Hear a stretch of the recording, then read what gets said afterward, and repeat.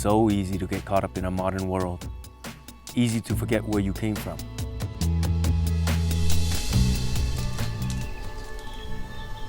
I left Hollywood 15 years ago.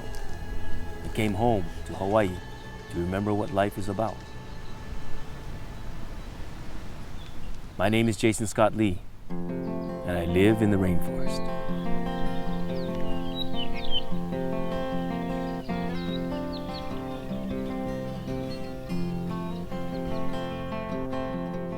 Aloha mai.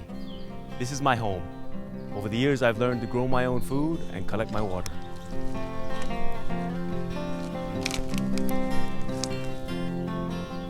I live as close to nature as I possibly can.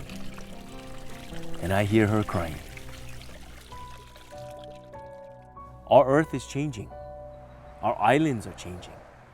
And as we try to keep up with our human needs, we seem to be forgetting about what sustains us. What sustains life.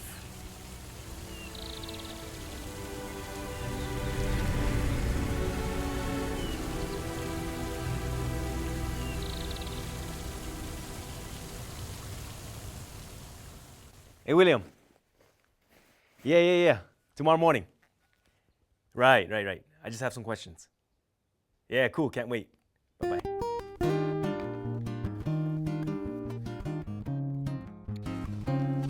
My first child was born 2 years ago. Bye-bye.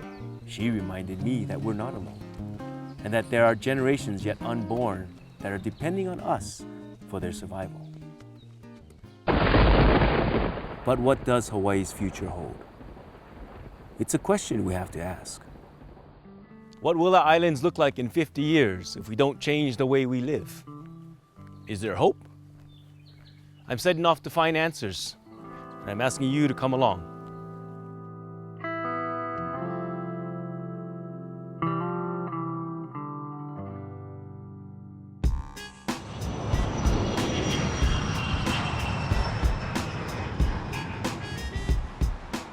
I just arrived on Oahu, home to 1 million people. I'm on my way to visit my friend William Ayla. I think he'll have some answers. Okay, right there. Just hold them right down there. See how that? That's perfect. Hey, aloha, William. Hey, Jason, how's it? How's it?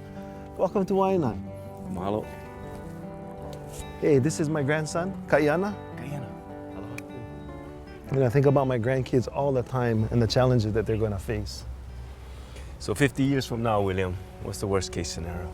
So the worst case scenario for us is that our watersheds get depleted more and the source of fresh water diminishes. That's the worst case scenario for us.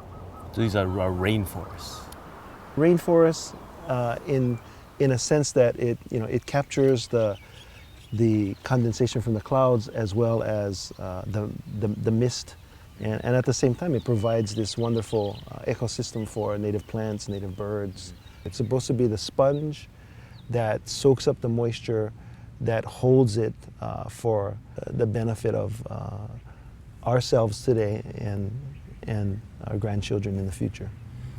Fresh water, of course, is very important to us. You can't go for more than about 3 days without drinking fresh water. Fresh water is the basis for our agriculture here. Fresh water is important for every ecosystem from the top of the mountain even into the ocean. As you know, that the estuaries, that place where fresh water and salt water mix, are an important place for a lot of juvenile fish from many different species. We just can't do without fresh water here in Hawaii.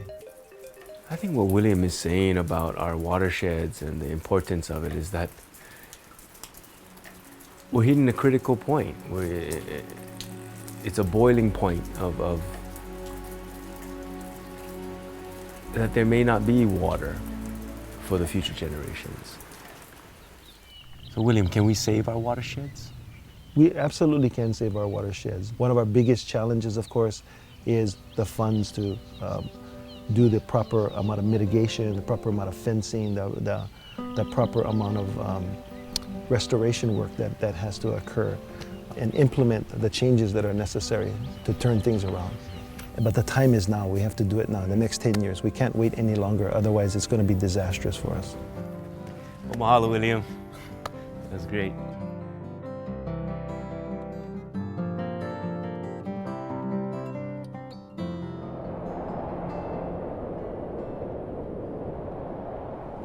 can't stop thinking about what William said.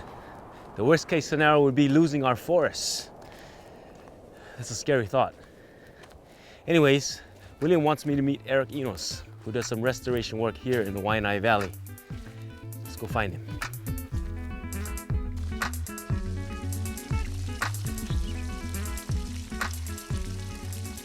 Hui, Eric. Oi, Aloha. aloha mai. Jason. I come upon this oasis, this Shangri-La of flowing water and lo'is and terrace being maintained and taken care of, and it's kind of a shock, the beauty that they've established here. So Eric, what is this place? This is a place that the community recovered maybe about 30 years ago. It was all abandoned, and it was dry and all totally covered over by grass, and did some research and find out there were abandoned taro lo'i. So once upon a time there were hundreds of lo'is, and water was flowing through this valley, and there was quite a bit of agricultural development. What exactly happened for that to disappear? So it got lost maybe 150 years ago. The water was diverted, and then these lo'i lands were leased to cattle ranching. Is that a big issue up here? Yeah, that's a good example of poor animal management affecting the watershed. And so the future of this place, the dream that you have is Bringing back the water and bringing back the families to a place that once fed families for generations. I kind of want to know what happened, 200 years ago. Why is such a critical change in culture and spiritual belief and agriculture and losing our water?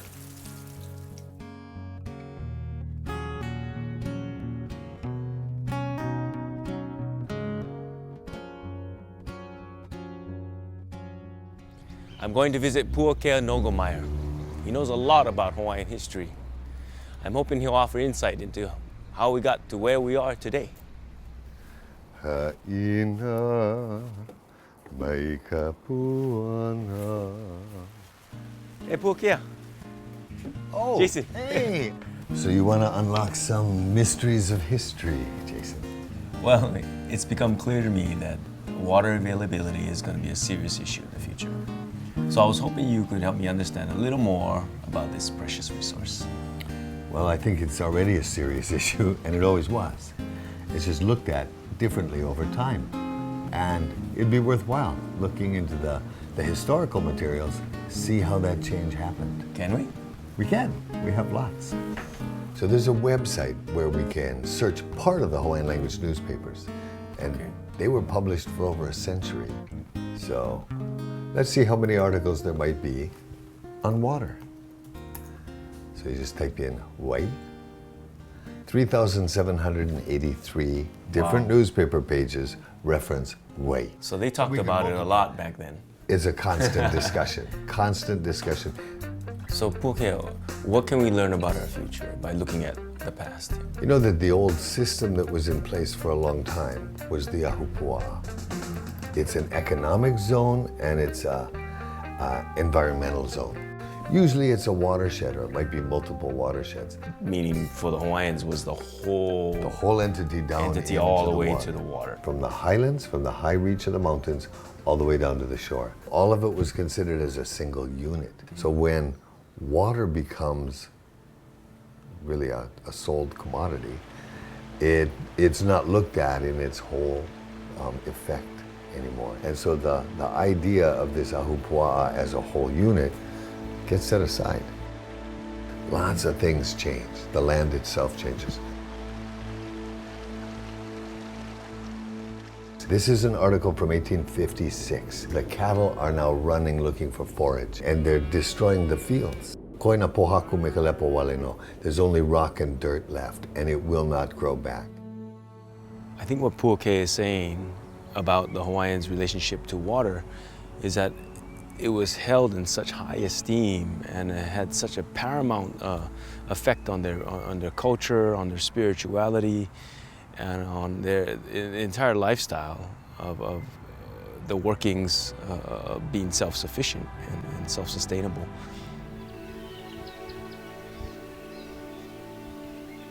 Hawaiians say, the rain follows the forest. So you diminish the forest. If you diminish the water, the forest will diminish. You diminish the forest, the rain diminishes. Looking at the way the people who had lived here for 1,000 and more years, how they looked at this land, is really worth reconsidering. Come, I'll show you something amazing. Yeah, it's amazing. I suppose we don't think about it too much. But today, we run them like nothing. We kind of forgot the way of the way, the importance of the water. That's true.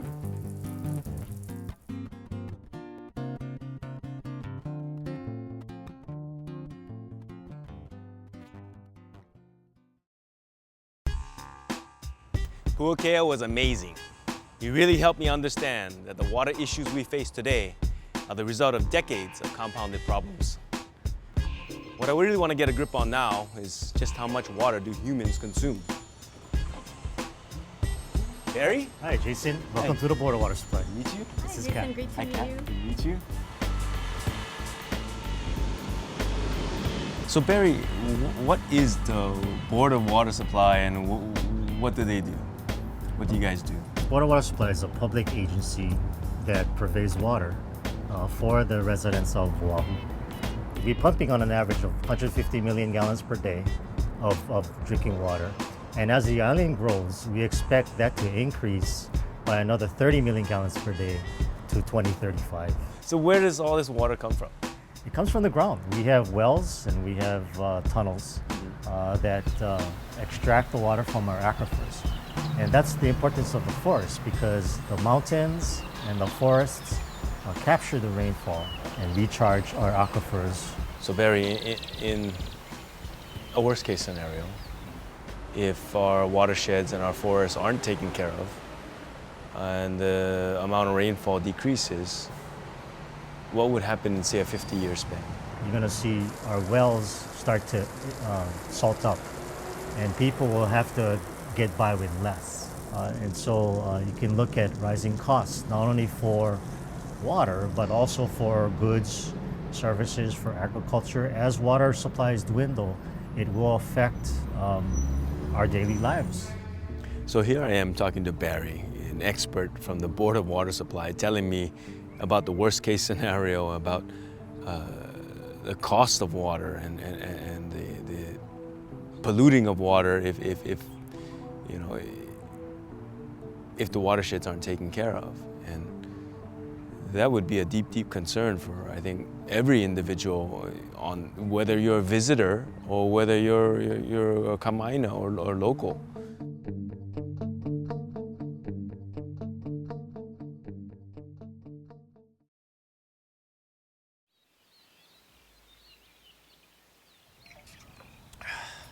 We don't only need water for drinking and bathing, but we depend on it to grow our own food. I'm meeting with Larry Yamamoto, an agricultural conservationist, to get insight on what role agriculture plays in Hawaii's water future. Hey, Jason. Hey, Larry. How's it going? Right? So when and why were ag water systems built, and how do they work? Generally, what the ag water systems do is they take surface water that falls in the upper watershed, and either through system of dikes or tunnels or stream diversions, carry that water from the wet part of the island to the dry part of the island. How are ag water systems going to be important for the future? I think the ag water systems that exist today are going to be critical for agriculture to be successful in the future, because there's no way that the islands and Hawaii can be food secure and stable without having irrigation water. Hawaii has a very, very small supply of food on hand. And in fact, we import probably 90% of our food right now. So increasing that production is hugely valuable for us in the future. Not having that is a really, really bad thing. So Larry mentioned food sustainability and the fact that we import 90% of our food. Now I'm thinking to myself like, oh my God, that's huge. And if we were to try to become food self-sufficient, imagine the amount of water that would take. So really what we want to be sure is that the upper watersheds can stay healthy, and then the systems can be intact so that you can actually have food production. The worst case is not having that.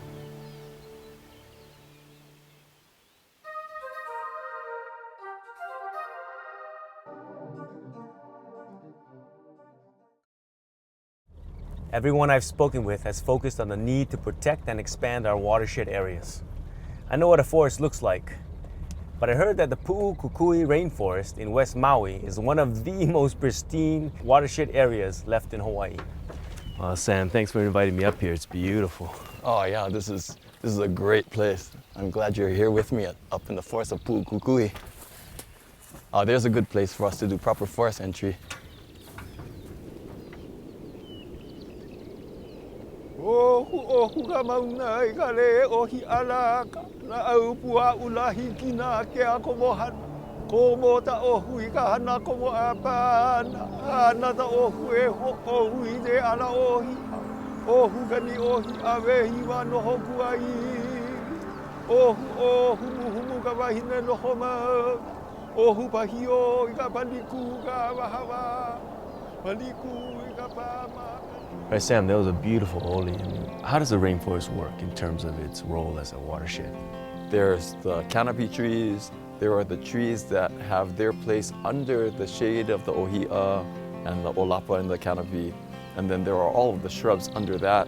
There are so many layers of vegetation going all the way down to the mosses and ferns on the ground below you. You would not see a single piece of bare ground. And that kind of structure is only found when you've got species that have been living together for thousands of years, for millions of years. None of them is out of balance. You know, water enters into the forest two different ways. Most people think about water coming into the watershed in the form of rain, but in many of our upland watersheds, they're also in the middle of the clouds. And as the clouds move through the leaves gather up the moisture, and it condenses on their surface and drips down. This kind of cloud drip is really, really important. Sometimes 30 to 50% of the water that comes to us is caught by the forest in the form of cloud drip. But whether by rain or clouds, that water moves slowly down through the forest and eventually it gets down to the ground level. The water goes down and hits the underground aquifer. And when it comes down to the ocean, there'll be places where it comes out, sometimes in springs, sometimes even in the ocean itself. Of course, once it's in the ocean, then the sun hits the ocean and it evaporates and forms clouds, and then the whole cycle starts again. And what are the biggest threats to Hawaii's watershed areas? We see introductions of all kinds of non-native, very aggressive plants from all over the world. Myconia from South America, for example, strawberry guava from Brazil. And when those plants get into our forests, they convert that complex functional watershed into a much simpler and less efficient and less effective watershed. With the canopy blocking out the sun and the stems of that plant going all the way down to the ground, no other trees or shrubs or ferns or mosses below it. And so we've come to learn that not everything that's green up in the mountains is good. So what animal species would be the biggest threats? In our dry forest, it's typically goats. They can convert a dry forest on a steep area into barren cliffs. And in the wet forest, the main problem is pigs. And their presence there churns up the forest floor, allows the weeds to come in. Sam's main point is that it's really about the invasive species, both plants and animals, that seem to be taking over Hawaii's native forests.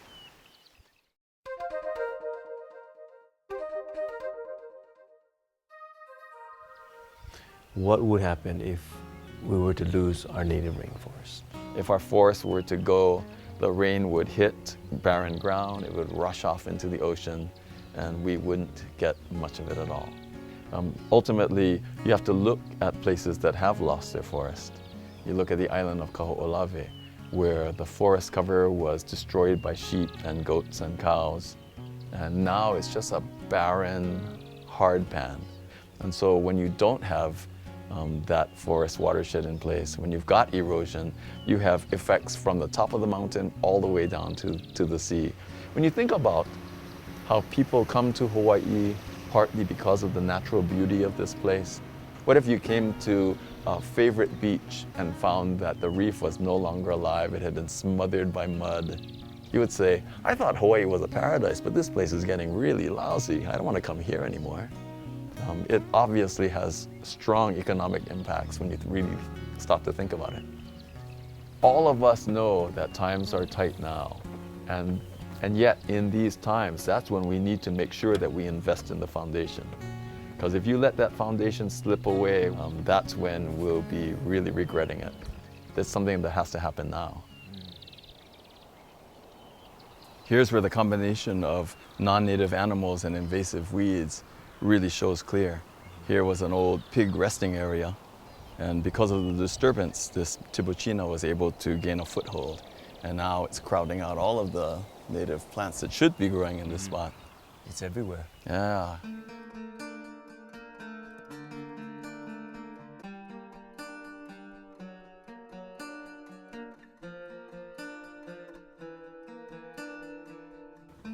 I began this journey wanting to know what Hawaii will be like for future generations. Everyone I've spoken with believes we can change the course we're on, but I just don't know if enough is being done. It's frustrating.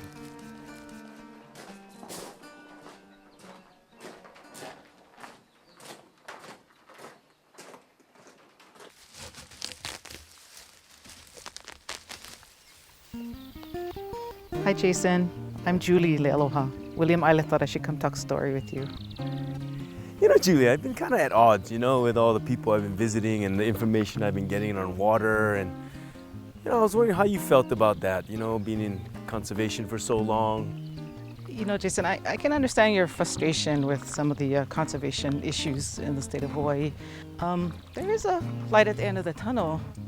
Because I started as a low-level field worker and worked my way up, I have the utmost respect for field guys, that are, really putting their heart and soul out there to try and manage what they can, and granted it's small parcels, but they're little small wins, and I figure at some point if you get all these little small wins, eventually it comes into, big acreages, and it's actually shown in the data that we've been able to manage tens of thousands of acres that way by just identifying key areas that we can start with.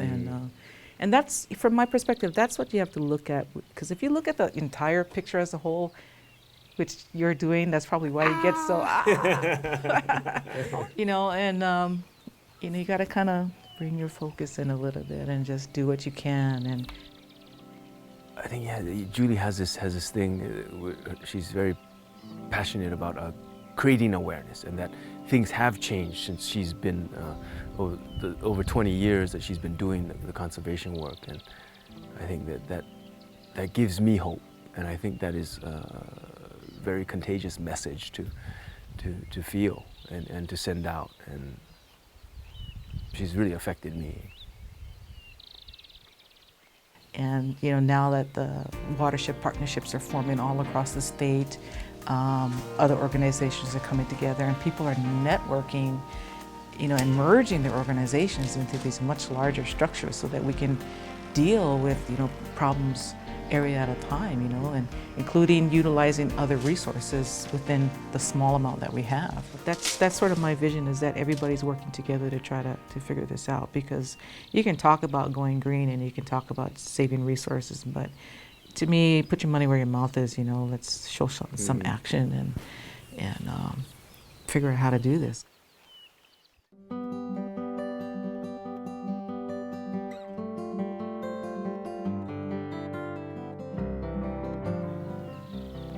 Julie helped me realize that I can make a difference by just being aware of watershed issues and volunteering when I can.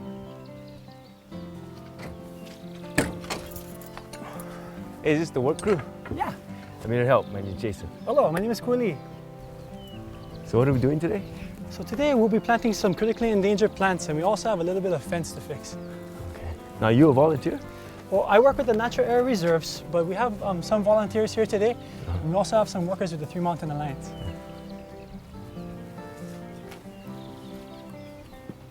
Wow, so what are these? These are ohavais. They're Clemante peleana, a really critically endangered species. There's only about a dozen left in the wild. Wow. So this is what we're gonna plant today. Yeah, we're gonna try to get out as many as we can. Excellent. Cut that tree right there, please. Got it. Let's go.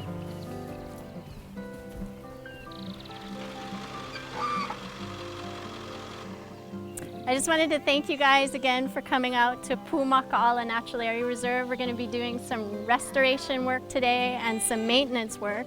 We're really happy to have our youngest volunteer here with us. So let's fix the fence today, keep the pigs out, and help preserve this beautiful forest for our future generations.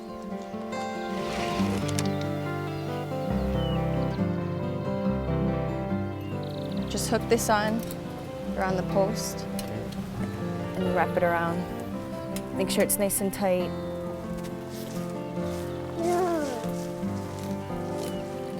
Okay, we're gonna canoe, okay? All right, where are we gonna put this? So what brings you or Ohana out to this part of the woods?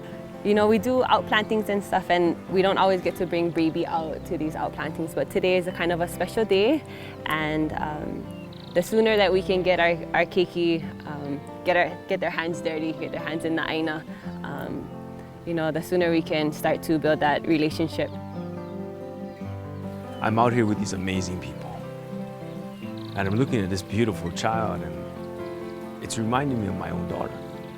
And I realized that this is what Julie was talking about, that these are the people and efforts that we need to support and fund. I really can't think of a better investment. Some dirt inside. Where will Hawaii be in 50 years? It seems it can go two ways, and it depends completely on whether or not we can protect our watersheds. It's really up to us, and it's for the sake of our future generations.